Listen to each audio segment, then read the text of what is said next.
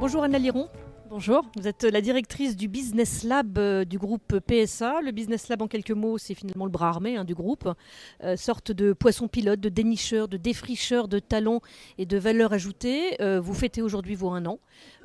Si on devait faire en synthèse, en quelques mots, finalement, l'activité du Business Lab en 1 an, c'est quoi ? Oui, effectivement, le Business Lab donc expérimente de nouveaux territoires et défriche de nouveaux territoires pour les transformer en opportunités pour le groupe et depuis 1 an. Et le bilan de cette première année est sur plusieurs volets. Le premier volet, c'est qu'on a été capable d'enclencher 12 nouvelles expérimentations de business, 12 services nouveaux pour nos clients que l'on a lancés, que nous sommes en train de lancer et qui apportent de la valeur ajoutée à nos clients et à notre groupe en générant du chiffre d'affaires complémentaire ou des optimisations économique et de l'efficience. Donc c'est de premiers résultats dès 2017 et cela se base évidemment sur un réseau de personnes en interne et en externe avec nos salariés, nos intrapreneurs qui sont fortement impliqués dans cette démarche et nos startups partenaires avec lesquels nous collaborons. Alors, on va y venir dans un petit instant. 1 an de Business Lab, c'est aussi 560 startups, si je ne m'abuse, qui ont été étudiées, scrutées, regardées sous toutes les coutures pour voir celles qui étaient intéressantes pour le groupe et pour elles, bien entendu. 32 contrats signés, justement, et puis des projets qui ont été mis en œuvre. Vous en présentez pour les 1 an de ce Business Lab. Un mot peut-être sur ces 4 projets qui mêlent à la fois startup, justement, ou projets d'entrepreneurs.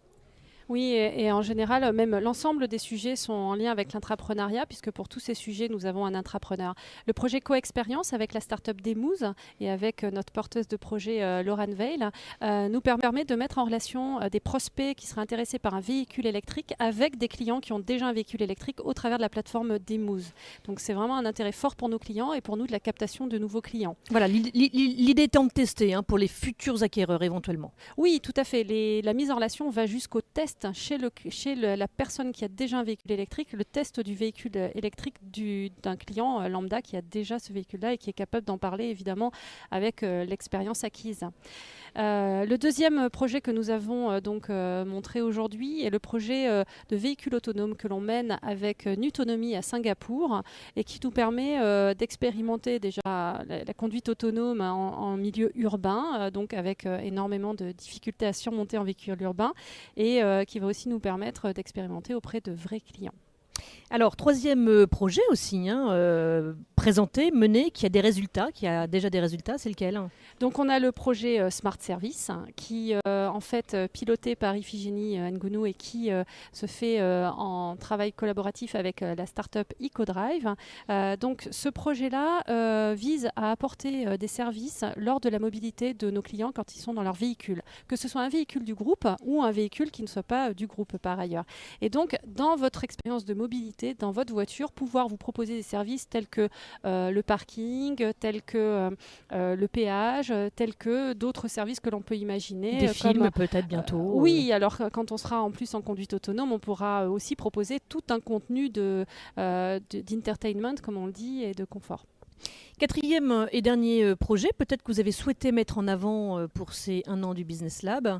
C'est aussi un service, alors là vraiment total service pour les conducteurs et conductrices. Oui, tout à fait. C'est notre projet Eurorepar Car Service City qui permet à nos clients en temps masqué pendant qu'ils font leurs courses, pendant qu'ils vont au théâtre ou au cinéma, dans leur centre commercial préféré. Ça leur permet donc de laisser leur véhicule dans le parking de ce centre commercial et que leur véhicule soit bichonné pendant que eux se bichonnent eux-mêmes à faire leurs activités préférées. Donc ça nous permet d'être au plus près de nos clients, au milieu de leur lieu de vie et de pouvoir leur proposer ce service de façon innovante. Voilà, 4 projets bien entendu que vous pouvez découvrir si vous le souhaitez en podcast séparément.